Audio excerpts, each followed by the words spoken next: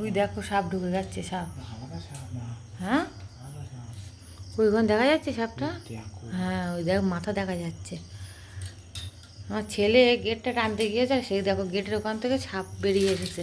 মানিক মানিক দাঁড়া দাঁড়া দাঁড়া দাঁড়া দাঁড়া দাঁড়া দাঁড়া দাঁড়া দাঁড়া। বাবা বিষাক্ত সাপ বাবা, গায়ে সাদা সাদা দেখো।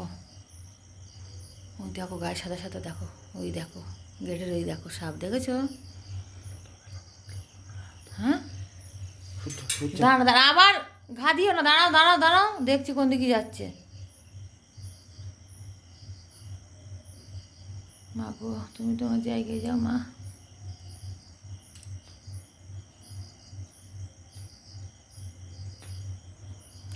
আগেরবার একবার এখানে ঢুকে গেছিলো মনে, সেই সাপটাই তো এইখান থেকে ঢুকে গেছিলো সাপ, সেই সাপটা। এই এত আগান বাগান হলেই হবে না?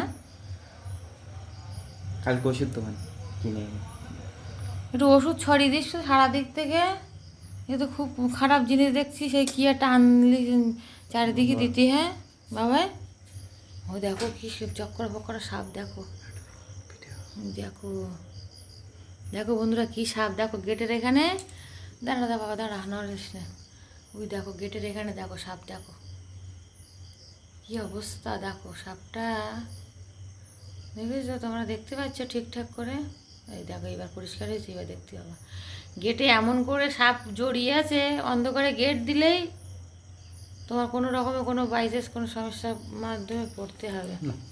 আবার হাত দিস নে বাবা।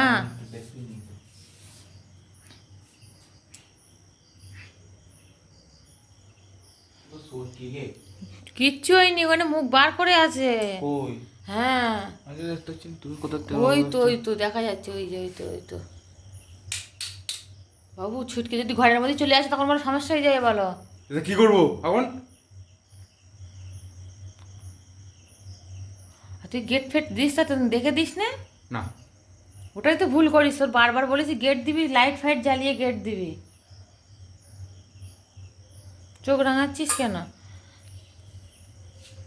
ওই দেখো সাপটা কিভাবে গেটের মধ্যে আছে, আর চক্করা ফক্করা সাপ। বাবা কি করবো এখন? না বাবারে ফোন করি। তোমরা দেখো সাপটার কি অবস্থা।